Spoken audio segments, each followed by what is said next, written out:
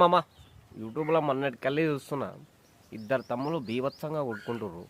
అది ఎందుకు కొట్టుకుంటారో అర్థం కాదు. వాళ్ళు కొట్టుకుంటే ఎట్లుందంటే మహాభారత యుద్ధం మళ్ళీ వచ్చిందేమో అనిపిస్తుంది. అట్లా ఉంది. మరి ఆయన పీతుకుద్దా అంటాడు, ఈయనేమో వీడు చచ్చిండ్రా అంటాడు. మరి వీడు చచ్చిపోయా అని పీతుకుద్ద వాసన చూసినా, లేకపోతే వీడు పీతుకుద్ద వాసన చూడనీకే అమెరికా పోయినా అర్థం కావట్లేదు దోస్తులు.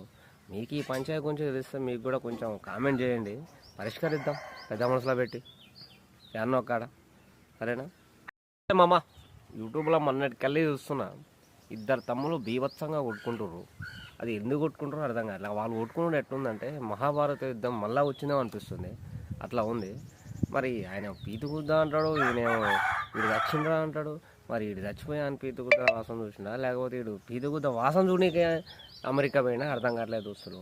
మీకు ఈ పంచాయతీ గురించి తెలిస్తే మీకు కూడా కొంచెం కామెంట్ చేయండి, పరిష్కరిద్దాం పెద్ద మనసులో పెట్టి ఎన్నో కాడ.